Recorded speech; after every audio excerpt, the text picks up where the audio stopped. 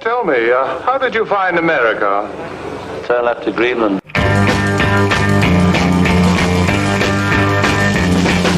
People try to put us to down, talking about my generation, just because we get around. Talking about my generation, things they do look awful. Talking about my generation, I hope I die before I get old. Talking about my generation. Hi, this is David Gross talking about my generation on CygnusRadio.com. I hope you had a great Christmas. Today we have another great show with Know Your Bass Player Honcho, Tom Simeoli. Honcho. We're going to be doing, yes, Honcho. We're going to be doing It's a village people term. Okay. Well, I got stories about them. Victor Willis, even before we continue, I've got a story. Victor Willis, who's the lead singer, one of my good friends, he lived in the building next door. Right. He wrote some of those songs on my Wurlitzer electric piano. Wow. There you go. We digress right from the start. Actually, today we're doing a great show. It's all about bass players of the 80s. And we got about 15 songs that we're going to be working with. And Tom, how are you? I'm fine. Now, I've been looking forward to this since I am of the 80s. That was the most active time of my musical career. This was a golden age of the instrument. Look what happened. Steinberger came out with the headless bass, which was adopted by Geddy Lee and Sting and Bill Wyman and Guy Pratt. Bass amplification started to improve greatly with Hartke, Gallion, Kruger, Trace Elliott. It was big politics, right? Reagan, Thatcher, big sound, big hair, big piles of cocaine, and big bass. Turning the bass player loose, which was one of the cool things. And as we alluded to on one of our earlier shows about how the Brits taught us about blues, American blues. Well, now the Brits taught us about soul and funk because they looked up to the Motown players. They looked up to Muscle Shoals in Memphis, and they brought this music back in a British way. And David, I know you're big on music education. It's cool to be educated. This is probably the last group of bass players that paid their dues on analog, right? Because digital recording did come in the 80s, but you had to read music, David. You had to know your theory. You had to be your technique. You had to play with a finger. You had to play with a plectrum. You had to know how to slap. You were being a musician, not just playing music. And so this, to me, really was the last golden era of our instrument because back when the 90s and grunge comes along and Pro Tools comes along, now you can cut and paste bass parts. But these guys, you had to cut the tracks in the studio. Absolutely. And another interesting thing, we look at James Jamerson, Duck Dunn, David Hood, Myriad, Bob Babbitt, Harold Kay even. Jerry Jamot, Norbert Putnam, Joe Osborne. We'll go on. And the reality of the situation, once again, these guys learned from the upright players. That's who they listened to first. They did. Remember, Fender created the electric bass. What was it, 53, right? 51, and then the J-Bass came out in 1960. This was a brand new instrument. In the 60s, it was still a brand new instrument. And I think the conversation goes to, well, rock and roll was still being invented. Right. Musicians were still learning to play instruments and reinventing that instrument, whatever it may be. Right. We lost that. And I think the start of it was the DX7 and the Lynn drum machine. Oh, yes. When you could start synthesizing all of this, you lose that camaraderie of musicianship. Mm-hmm. And I'll tell you something. I did a number of records where I'd walk into the recording studio and I'd be playing along with not even a drum machine. I'd be playing to a click without drums because they would put them on later. Right. And those big gated drum sounds. Yeah, the curse of the Collins. The curse. But David, I'm going to read just a list, and we're going to touch on many of these guys, of all the extraordinary bass players. Let's talk Bruce Thomas, Norman Watroy, Graham Mabey, Colin Moulding, Bruce Foxton, John Taylor, Guy Pratt, Andrew Bodner, Tony Butler, Mo Foster did great work in the 80s. Marcus Miller, Tony Levin, Gary Talent, Nathan East, Carmen Rojas, and a guy named Will Lee. And let's say this about the 80s. Will Lee, I don't know if you know who he is. I don't think I know him very well. Actually, I have to give real incredible kudos to Will because I was his sub. Yeah. And I started to do studio work because of him. So, well, let's talk about the importance of Will Lee and Paul Schaefer, the world's most dangerous band, because these guys in the '80s brought the a language of rock and roll, soul, and rhythm and blues to the American songbook. And that was such an important thing that they did, because we grew up on Johnny Carson, right, had the big bands. And then David Letterman, due to budget constraints, right, they only had a quartet. But what important work these guys did. The exposure to songs that we may never have heard, or some that we had forgotten about. And, you want to step that up to 1988 because David Sanborn did that Sunday night show absolutely. on TV. And that gave us even more of a history lesson. Right. I think, you and I have spoken about this a number of times. I think as we continue on, we really need to look back at some of the greatest musicians. Oh, I'm doing that documentary on Slim Galliard right now. Oh, yes, which everyone should be a part of. Yeah, and if you think about it, his guitar playing, Charlie Christian, Chuck Berry, so many people have cited him as an influence. And then his piano playing, which was just remarkable. He was a brilliant musician. We need to keep looking backwards to go forward. Exactly. Listen, I think we're headed into this COVID thing has probably created a bunch of great musicians who need to get out there and play. Exactly. And I think there are going to be 3 new old forms, if I could say it that way. One, I'm convinced another British blues, but not just British blues, but I'm thinking that what happened in the 60s is going to happen again. Yes, I can see that.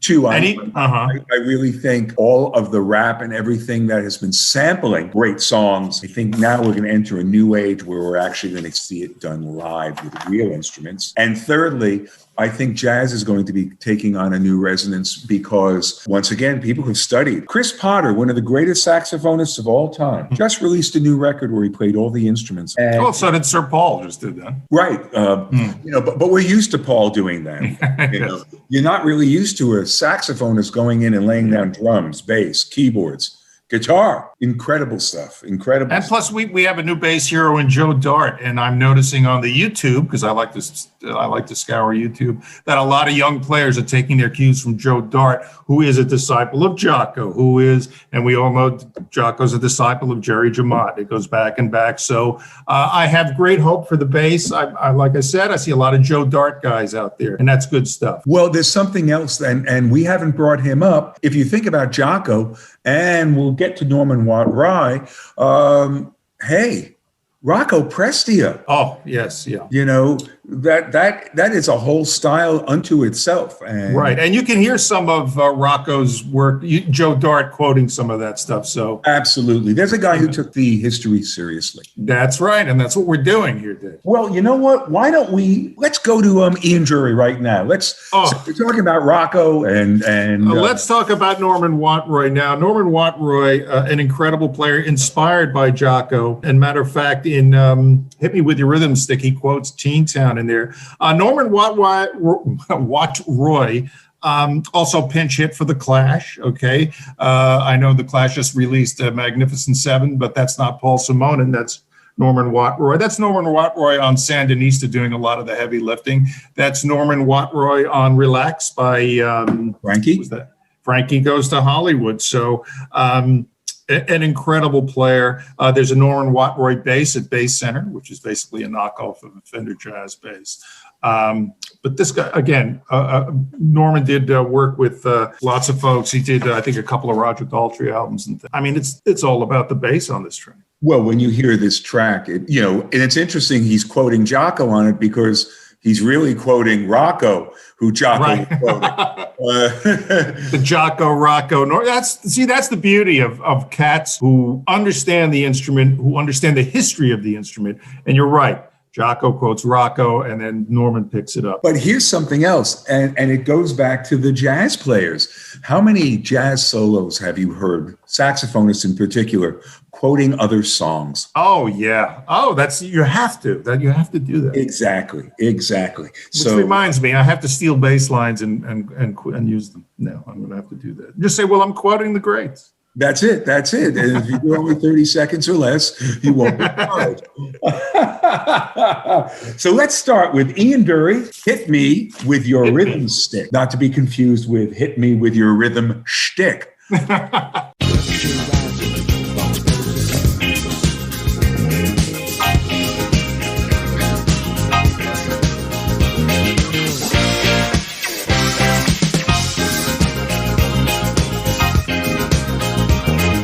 Deserts of Sudan and the gardens of Japan, from Milan to Yucatan, every woman's, every man.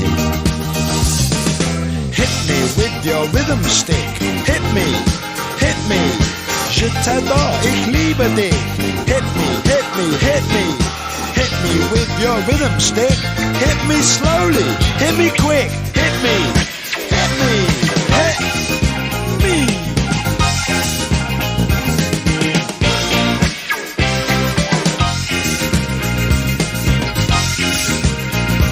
In the wilds of Borneo and the vineyards of Bordeaux, Eskimo, Arapaho,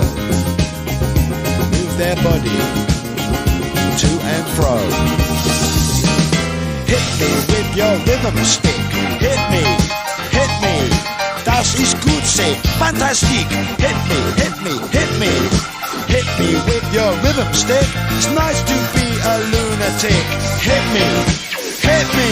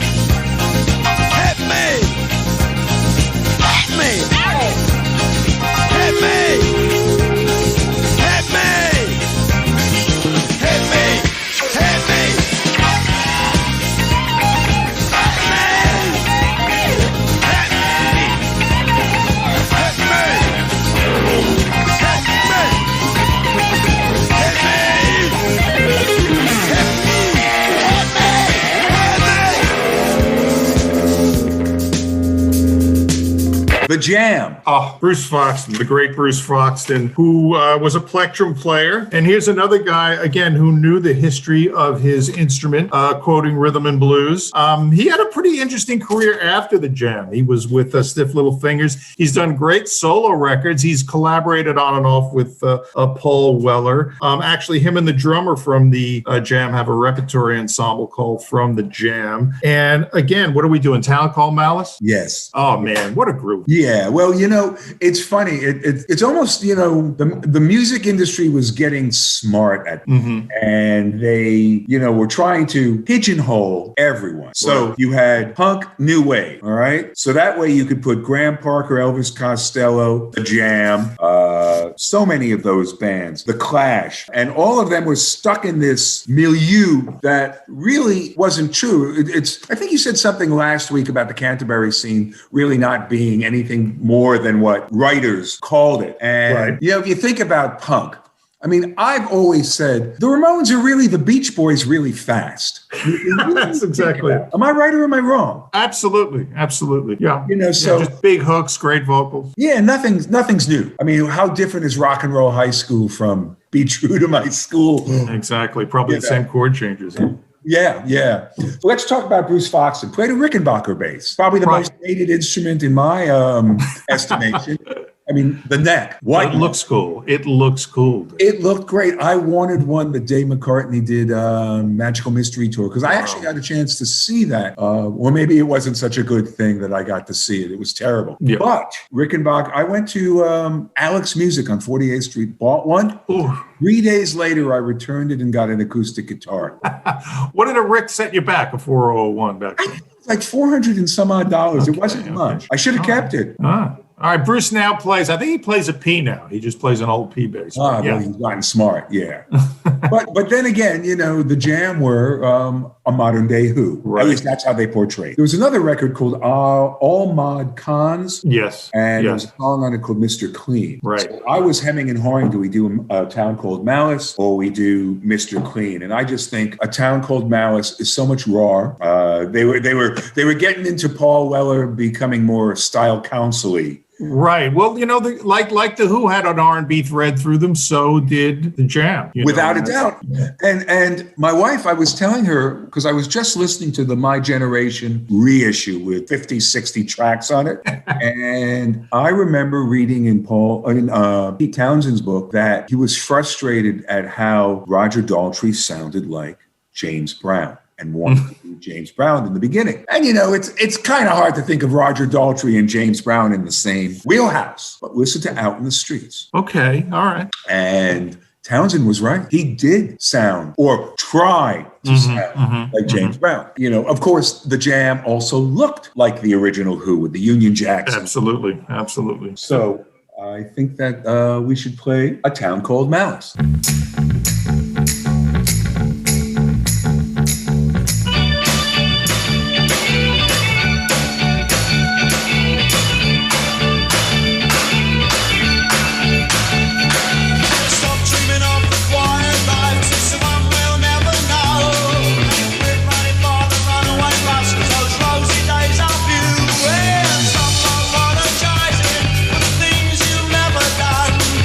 Time is short, life is short.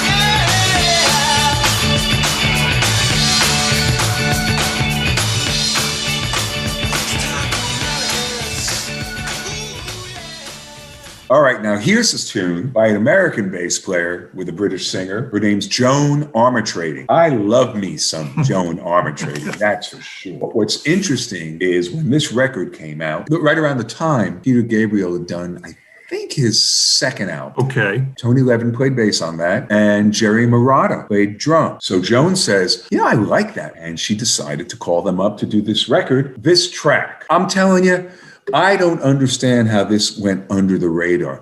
Not only is the song a great song, Tom, but that bass line is so catchy and so in your face. I mean, we could do a whole show on Tony Levin. I mean, just Tony's bass part with on Sledgehammer. Also take into consideration this record was produced by Steve Lillywhite, who did Peter Gabriel, the Pogues, XTC, U2, Susie and the Banshees, the Psychedelic Furs. So you had Steve Lillywhite in the control room, and who was wise enough to let Tony Levin do his thing. And then, gosh, can we talk about Tony Levin's history? John Lennon, Buddy Rich, Herbie Mann, Alice Cooper, Paul Simon, Carly Simon, King Crimson, of course. I mean, what a resume. Oh, yeah. And think about his inventiveness. He created this drumstick finger thing. Oh, right. He gave me a pair of those, and I started playing with it, and I just put them in the bag and said, you know what? This isn't something I should be doing because, I may even have them right here. I've got them in here. Folks, you can't see this, but they're basically two drumsticks that were cut in half with little rubber on the top. And he would put his fingers in them, come up with some great sounds, some fabulous sounds. We need to talk a little bit about Joan Armatrading because she has flown under the radar, just like our next artist, Kate Bush. Yes. I think, again, flown under the radar, unfortunately, in the United States, but not in Europe. These two artists are major stars over there. And, we could go on and on why they never had the commercial success here that they did in Europe. Who knows? I mean, that's up to the gods to decide. Well, the other thing, she was on A&M Records. And to me, A&M, which was an American record company, was one of the most forward-thinking British released label. Humble Pie, Fairport Convention, Fotheringay, Joe Cocker, Joe Cocker. The list goes on. And they had the foresight to go, this woman, Joan Armatrading, is fabulous. We need to do something with her. Mm-hmm. And they also were one of the most loyal record companies. They stayed with you. They wanted you to succeed, and they put the money in it to make you succeed. Frampton. Yes. And thinking about it, I think Cat Stevens did a few records on A&M. That's right. Tea for the Tillerman was a major success. Mm-hmm. So you can go into the history. I mean, it was Herb Alpert's label. It was already a success because he had done all those Baja marimba kind of things, Tijuana Brass. So he was a big star. The Carpenters are on A&M. I mean, over and over again. It's just one hit band after the next. So listen, let's play Joan Armatrading's I Love It When You Call Me Names.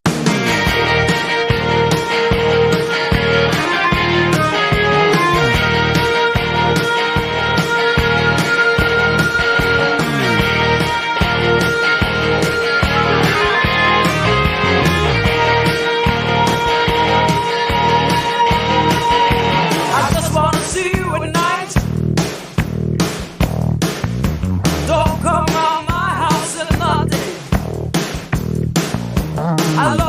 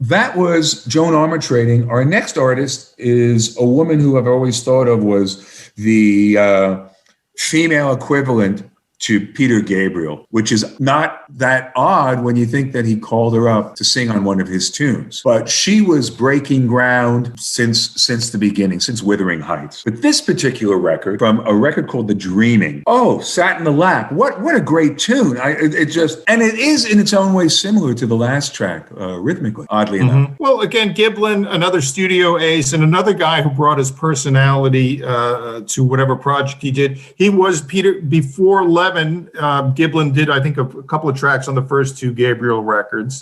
So those are Peter Gabriel's only two basses, John Giblin and Tony Levin. Giblin is everywhere. He did John Anderson records. He was in Brand X for a while. Mark Knopfler, Phil Collins, and he also did a short time in Simple Minds and played on some of their big hits, Sanctify Yourself, and a guy who brought the fretless to the pop music language. Again, the big 80s, no frets. Remember that. That's it. You fret less with a fretless.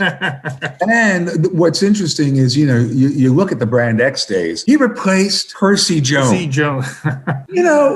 There are certain things that, make absolutely no sense. But this one really did. Brilliant fretless player. Plays a lot of fretless on The Dreaming, the Kate Bush one. Yes. Yeah. Again, another big thing about the 80s was the fretless bass came to the forefront. Yeah. We'll be talking about the main British fretless Pino in a little bit. And we really can't. Tony Franklin deserves kudos as well because absolutely. His fretless playing was, probably will always be just brilliant. Really, really inventive player. And there, I'm hopeful we will be doing a show with him. But more to the point, if you look at his bio, this is a kid who learned how to read early. Look at that, reading music. Yeah, and he played a horn. And I am convinced so many of the bass players who started with a horn are much more solo-oriented. Absolutely. I remember in third grade, PS26 in Queen, they gave me a clarinet. And I went home and tortured my family for months. My sister then took me to see A Hard Day's Night. No clarinet in that movie. Well, I was thinking, I said, you'll never, ever meet a girl, ever. So I went to drums. That lasted about 6 months because the apartment we had moved to in Manhattan, everyone was pulling their hair out. Not that they had much hair then anyway, because that was the early Beatles. But I ended up with the bass. Or the bass ended up with me. I've never quite understood that. So yeah, fretless bass. That was a big thing in the 80s. So with that being said, let's listen to Kate Bush, Sat in the Lap.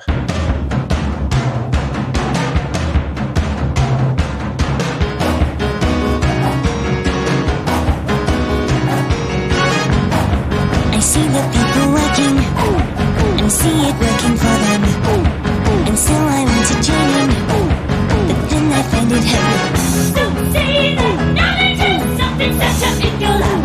So see that knowledge is something that you never have. I see the people happy, so can it happen for me? 'Cause when I am unhappy, there's nothing that can move me. So see that knowledge is something that you never have. So see that knowledge is something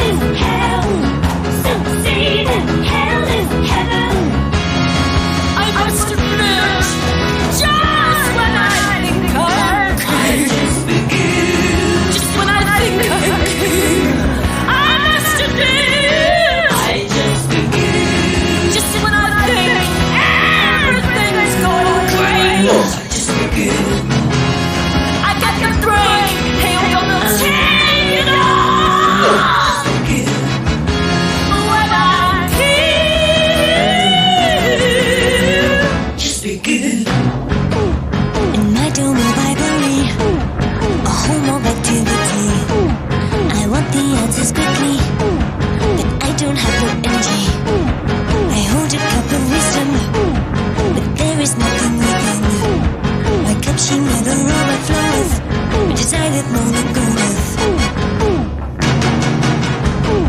Some grey and white and matter. I'm coming up the ladder. Hey, I'm coming up the ladder. Up the ladder.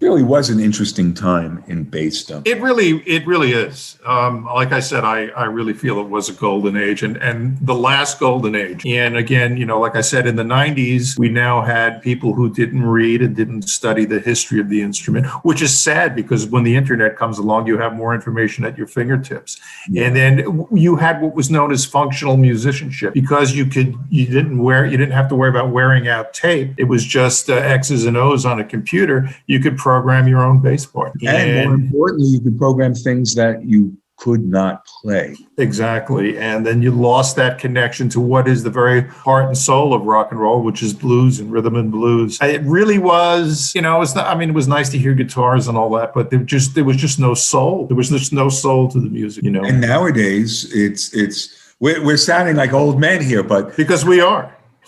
Well, yeah, I guess we are in some regards. But it's cool to be old. Yeah. There's a little distinction there. However, the other thing about it's kind of funny. You learn the licks on YouTube, but you won't go back and watch some of the original performers on YouTube. Well, I say to these young kids, if you learn theory, if you learn to read, and you learn your history, well, then you can make your own licks. Well, listen, I have an anagram, TRT, and that's first and foremost what I tell all of my students. The first T is technique. The R, reading, and the second T is theory. And if you put all three of those together and really start learning your instrument, there's virtually nothing you cannot do. So Amen. I'm going to have a T-shirt, TRT. You should. I'll get tattooed. Okay, who we go with? On the back, it's going to say you're only a half step away from sounding like shit. All right, another bass player who actually, when he was playing fretted, sounded like he was playing fretless, is a guy by the name of Colin Moulding. Colin Moulding, really from the Paul McCartney school of counter melodic playing, but also a great pocket player. And, we talk about music theory. It just shows you if you know how to resolve a phrase, there's no such thing as a wrong note on your instrument. We laugh. We say, yeah, you're a half step away from disaster. And we've all taken that half step many times. But somehow Colin Moulding, when you transcribe his lines and you listen to what he did, he breaks rules. But then, as we said in one show, you want to learn the rules like a pro and break them like an artist. And Colin Moulding does that. Again, as Eddie Van Halen taught us, it's not music fact, it's music theory. But Colin knows his music in that he knows how to resolve these phrases. And that's why his bass lines work on all these fabulous songs. And again, he just a master of melody and pocket book. It's really tough to pick one song. It really is. I mean, look, the hit was Nigel. Sure, which he wrote and sang. Yeah, that's right. And he sang and played bass. As a matter of fact, do you remember a club on the Upper West Side called Privates? Yes, I think I emptied that room a few times. Yes. Ah, well, my manager, David Krebs, owned it. So I would get a chance to see some of the acts. And the only time XTC came to America. And he actually played that bass line and sang it live together. It was incredible. He's like McCartney in that sense. I hope to get to him if we ever get back to London. But, I'll tell you, you mentioned seeing XTC live. If Andy Partridge did not have an aversion to touring, I think they would have been like U2 famous. They would have. Yeah. They had the wit of the Bonzo Dog Band. Yep. There was Monty Python. I mean, there was so many incredible elements. And then the Dukes of Stratosphere, his side project. Yeah, not a bad knockoff. Yeah, but you're absolutely right. Those guys had it. But again, Andy didn't want to leave the UK, didn't want to tour, and that was if you really think about it, Joan Armatrading, Kate Bush, The Jam, XTC, none of them were very successful in America. Hey, what the hell? XTC, Colin Moulding. Let's listen to Senses Working Overtime.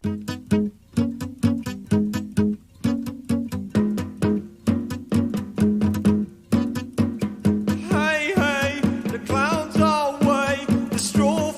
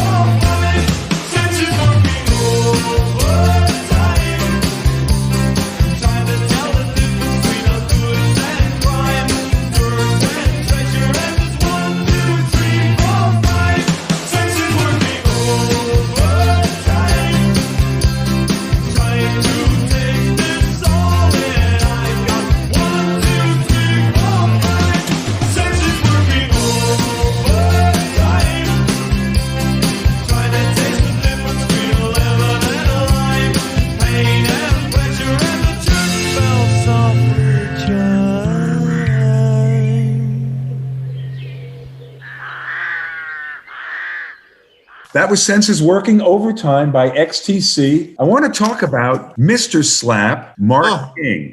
The amazing Mark King. Let's talk about the stigma of the slap bass. Now, I learned to play slap bass in 1980 at the University of Miami when a Jewish kid taught all his bass players how to play slap and funk. His name is Candy Pollock. Oivei Shmir, Jewish kid from the Upper East Side of New York. And he was into all the George Duke stuff and everything with Stanley and Marcus and all those guys. And he taught every bass player at the University of Miami how to slap. I think Rotosound light gauge strings probably went up in stock in those days, remember? Oh, it was, it's such a great technique. Of course, like any other technique, if it's overused, it becomes annoying. But I think, David, guitar players are getting a little jealous because people started looking at the bass player.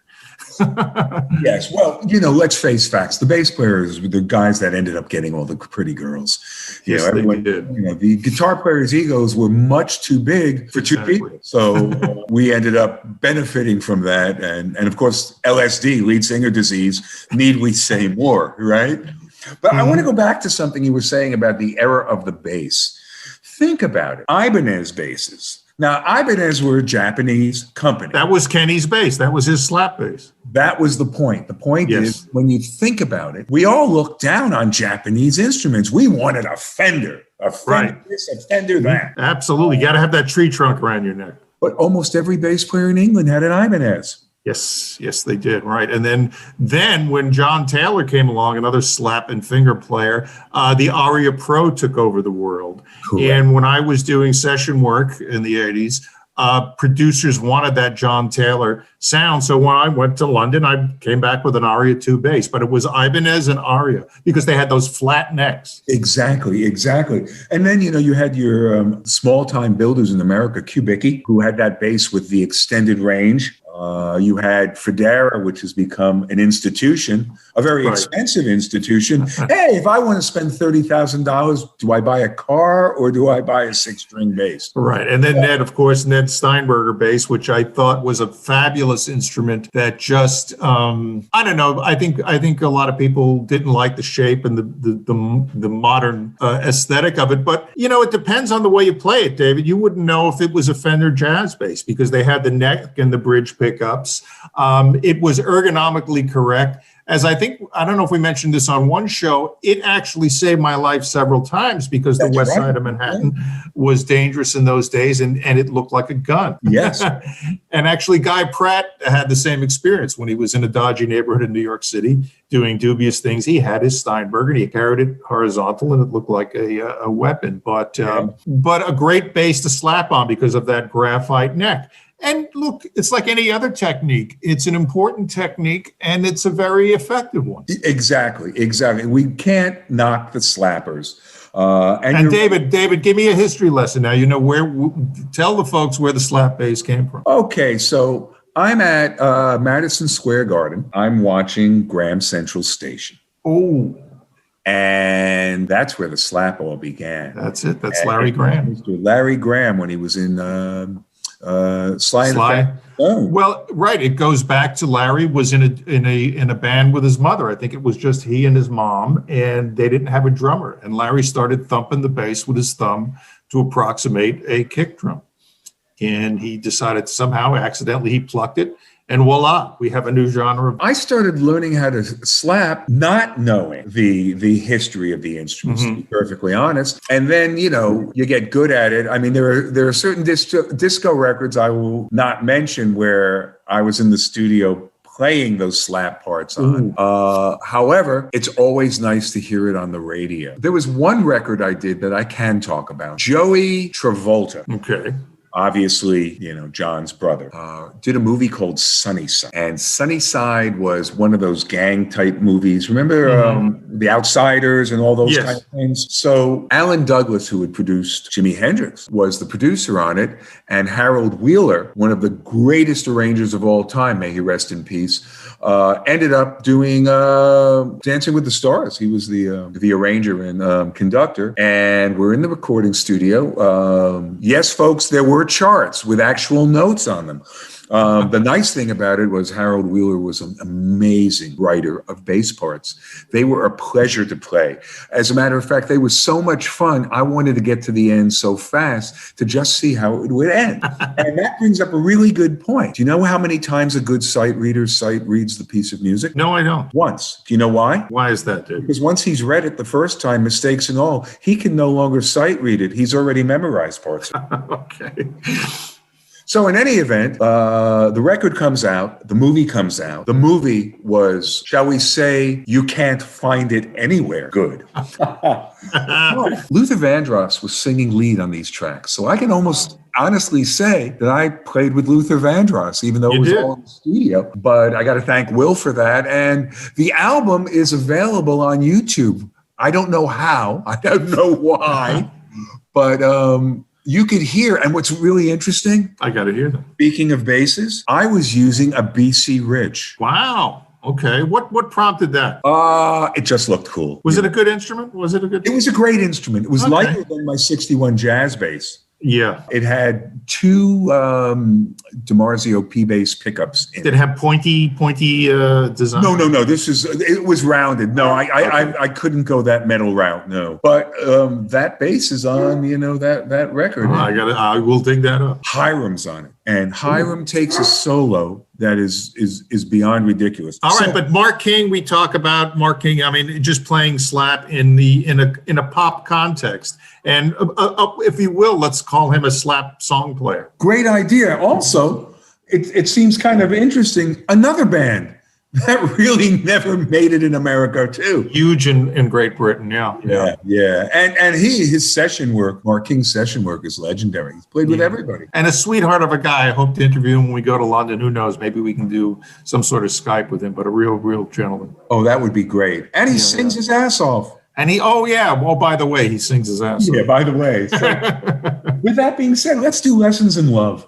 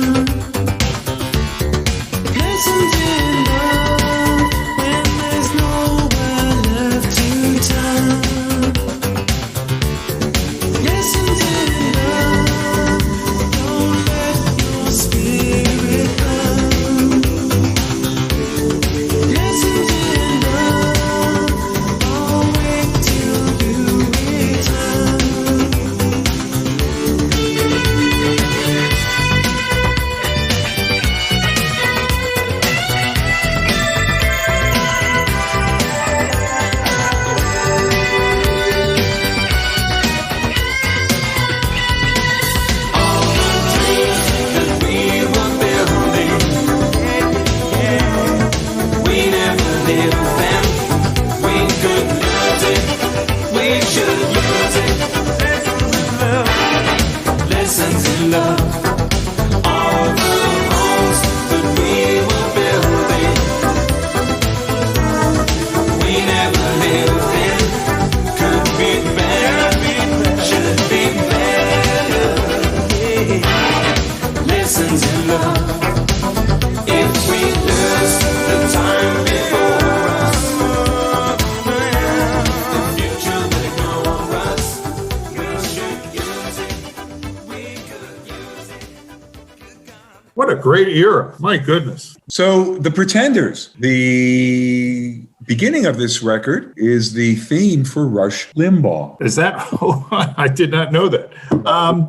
The bass player is Tony Butler. The Pretenders went through quite a few bass players. I don't want to disparage those who have passed, but I'm not so sure Pete Farndon played on the Pretenders records. I remember seeing them live when they first came to the United States, I guess 79. And you know how we do these things, David? We look at the bass player and we say, no, that's not really. the guy. That's not the guy on the record. Well, remember something else? Didn't Nick Lowe produce this record? I think he did, yeah. So there So you if go. he's not going to play bass on his own records. And he's a damn good bass player. But this is Tony Butler. Tony Butler came to recognition in the UK. Again, another band that didn't quite gel here, except for one hit, was Big Country.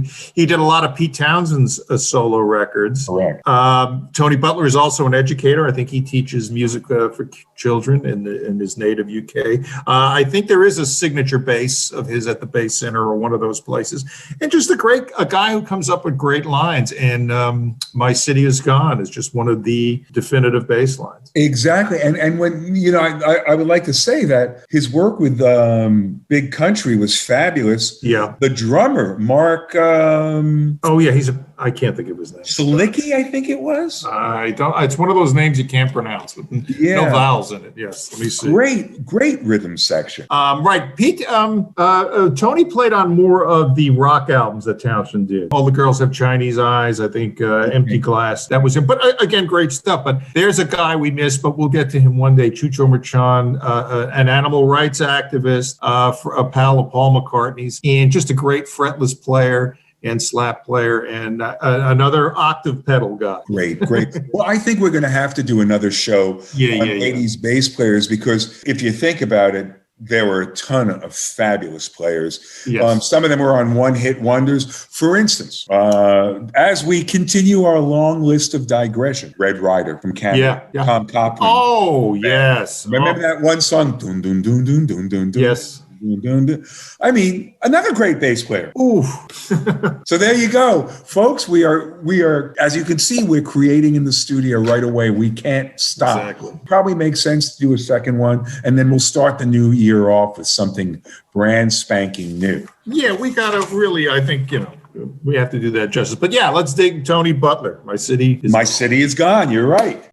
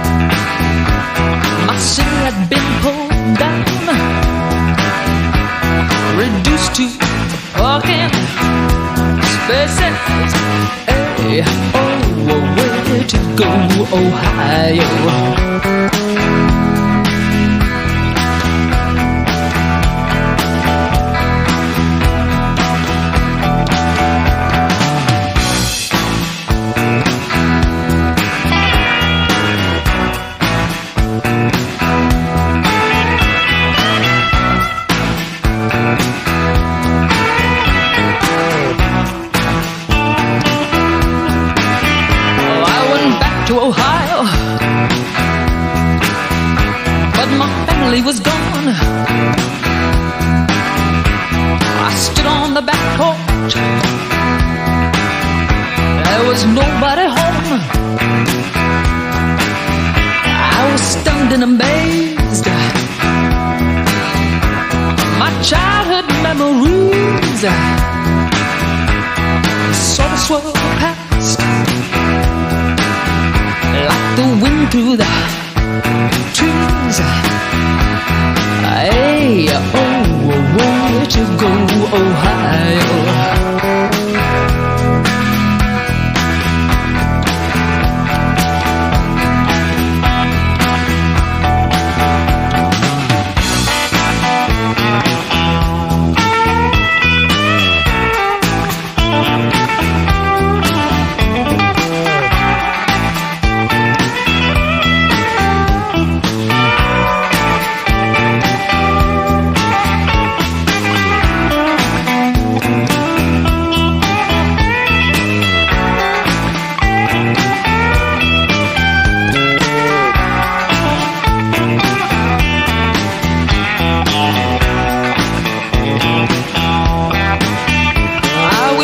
To Ohio, but my pretty countryside had been paved down the middle by a government that had no pride. The farms of Ohio had been replaced by shopping malls, and music filled the air. From Seneca to Cuyahoga Falls, said, hey, oh, where to go, Ohio?